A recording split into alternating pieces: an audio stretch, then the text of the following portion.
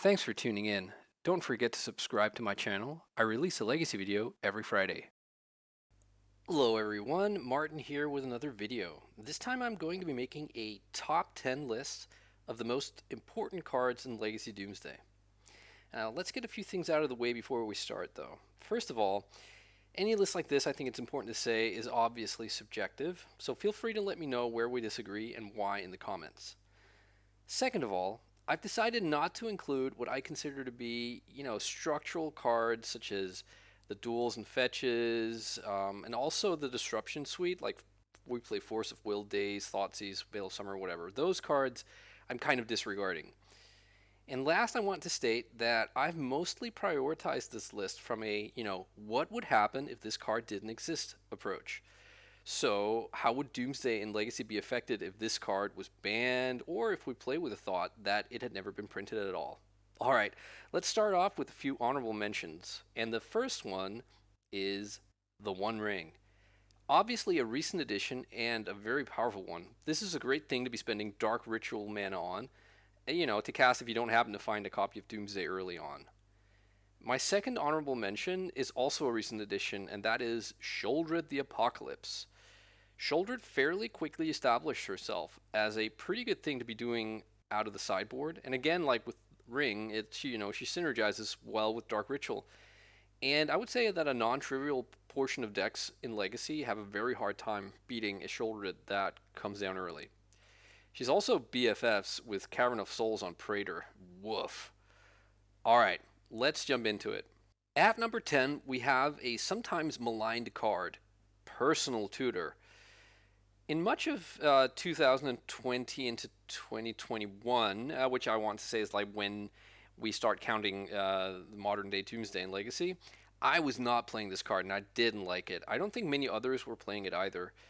Instead, the tutor effects we had were like limited to a couple of copies maybe of Limdul's Vault and at a stretch Dark Petition. Yeah, back then there was really only one school of thought about Doomsday in the mainstream. It wasn't until a bit later that lists started popping up with as many as 4 personal tutors and as many as 5, sometimes even 6 cycling effects. This was dubbed Turbo Doomsday, and most players adapted at least some number of personal tutor, as it became clear that in spite of several glaring issues with the card, it is still very powerful to have access to Doomsday early and often. The biggest issues I have with this card is that A, it is card disadvantage. B, it is sorcery speed, which means C, we're usually giving our opponent a full turn cycle with information about what to do with their ponders, their brainstorms, their green suns, and it's whether or not to play a wasteland or a fetch land, those sorts of things. But on the plus side, it's the ability to find Doomsday with greater consistency. Being blue is also not trivial. This is a deck that can sometimes struggle a little bit with blue count in regards to Force of Will. Alright, I debated very much about the next card and whether it possibly deserved a higher placing than 9. But at 9 we have Cavern of Souls. This card has a medium to low floor, and that versus decks without means to counter your creatures, it's just a non-basic land that taps for colorless most of the time. But the ceiling is just incredible. In many games versus blue decks, you will win if the card Doomsday resolves, because you can just build a pile that eventually crams an Oracle out through the Cavern of Souls, rendering, Pyroblast and later drawn counterspells useless. I think this was borderline oppressive to such an extent that several tools have since been printed to allow blue mages to catch up a bit. Specifically, I'm thinking about cards like Dress Down or Endurance. If Cavern didn't exist, it would dramatically shift power balance between Doomsday and Control/Tempo decks. So let's count our blessings we have this card. If only it could name Human Wizard. Yeah, I'm looking at you, Magus of the Moon. Boo. At number 8, we have a card that kind of ties the room together. Lotus Petal. This is often played as a 2, 3, or 4 of, depending on how explosive you want to go.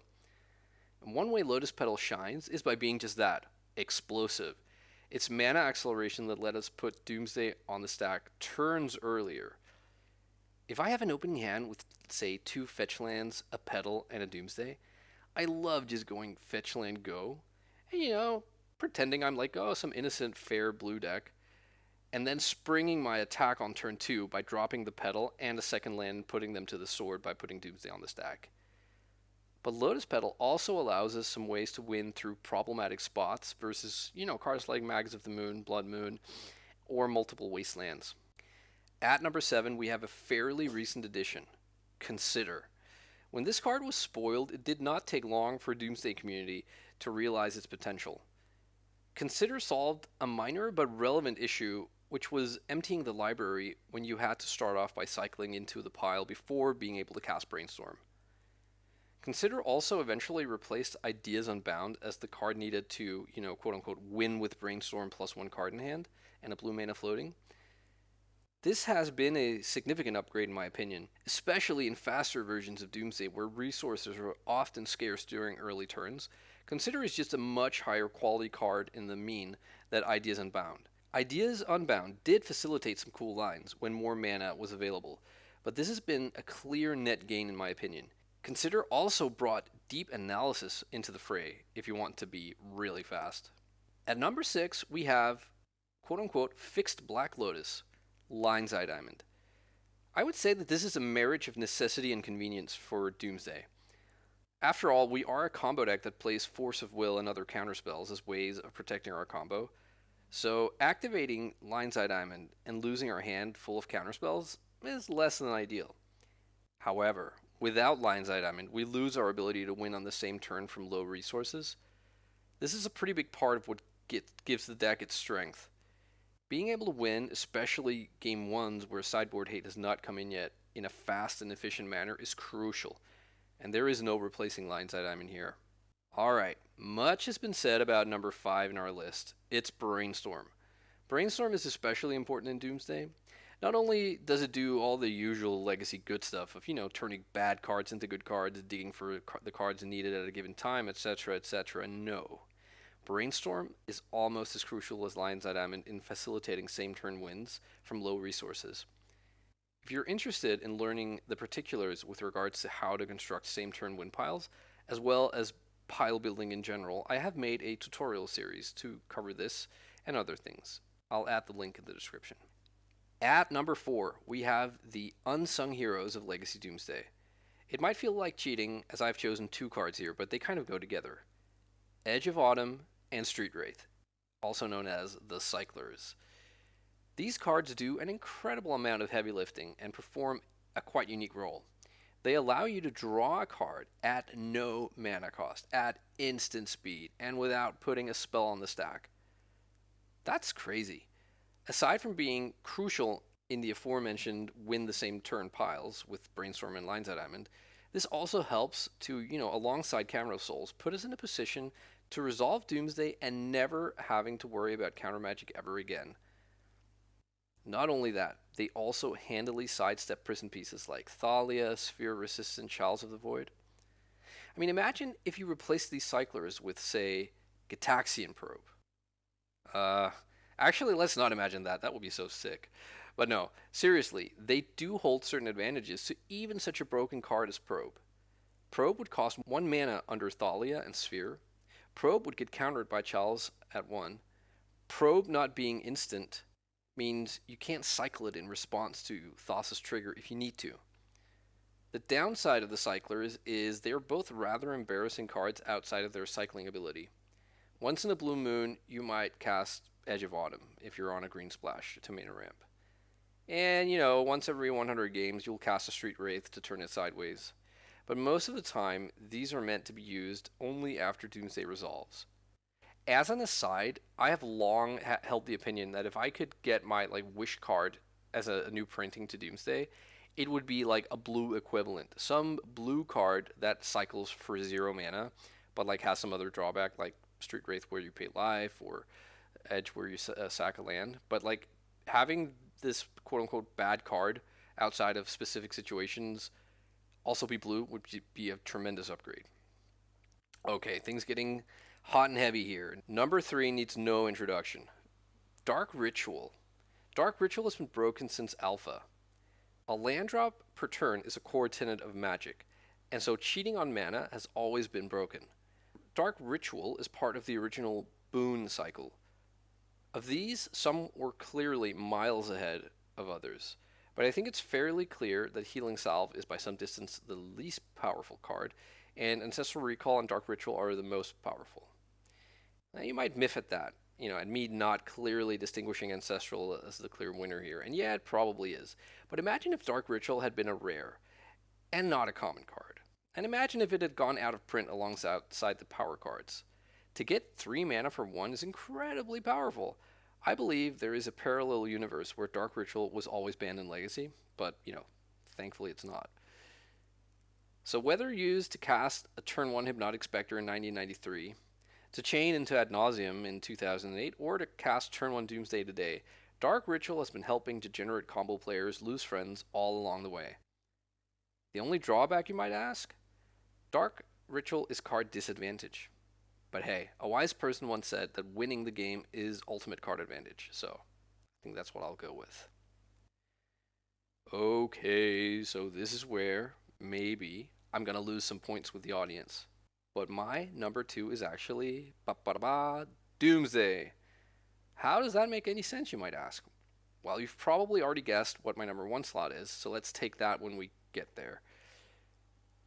Doomsday is a very cool and flashy card. It does something quite unique in Magic, and something that will make people sitting at the next table to you lean over. I think on some level, people are drawn toward the image of, the cool kid casting Dark Ritual into Doomsday. But Doomsday is also incredibly powerful. It is, in my opinion, the closest we get to being the self-contradicting concept of a 1-card combo. I remember reading an article once. This would have been back in around 2012 or 2014. I unfortunately haven't been able to dredge it up, so apologies for any inaccuracies. I believe it was written by Drew Levin, and it spoke about underutilized cards in Legacy or something like that. And it asked its reader to consider this. Vampiric Tutor is banned in Legacy. Doomsday is basically resolving 5 Vampiric Tutors for 3 mana. Something broken must surely be possible with that. Yeah, that really gripped me. And back then there were decks playing Doomsday, but they were not performing particularly well. Doomsday needed help, and help was on the way. Which leads me to number 1 on the list. Yep, you guessed it, Thassa's Oracle. This feels like the second attempt, I guess the second generation, of card printed that acts as a non-terrible win condition for Doomsday. The first attempt was Laboratory Maniac. When Labman was printed, it sparked some interest among Doomsday players, and Stephen Menendian famously wrote his primer on what he dubbed Mean Deck Doomsday, I believe based on his Magic team name, Team Mean Deck. I believe in giving credit where credit is due, and the hallowed ground upon which the ashes of Mean Deck Doomsday were spread is where the Doomsday deck we know today was built. It was, at its core, a Dimir combo deck, with tons of counterspells and dark rituals. It ultimately failed to take off, and my theory is that it was down to Labman being just too demanding of a win condition. For one, he costs 1 more mana than Thassa, but secondly, the fact that he requires you to draw a card from an empty library just makes it too easy to disrupt with creature removal. Thassa's Oracle has no such issues. If she resolves with an empty library, the game is over, unless your opponent has a Stifle or something similar. And those effects are way fewer and further between in Legacy than creature removal. It may seem like a bit of a stunt to put Thassa as number 1. After all, there are non-Doomsday decks that play Thassa's Oracle, and there are no non-Doomsday decks that play Doomsday. Well, that kind of stretches into nonsense territory, but I feel the need to press home exactly how important Thassa's Oracle is to Doomsday. Without Thassa's Oracle, Doomsday would cease to be a competitive deck, in my opinion. The only way this changes is if they print some on par or even better win condition. And also, how cool is the flavor of your win condition being an Oracle, having a vision predicting the end of the world? Oh, I love it. Alright, well that's it folks. I hope you enjoyed this list. I'm sure you have differing opinions, so please feel free to leave a comment on what you think, where we deviate. And remember, if you like this sort of content, please let me know in the comments. It makes a big difference. Yeah. So with that said, stay safe out there, and I'll be back with more Legacy. Bye-bye.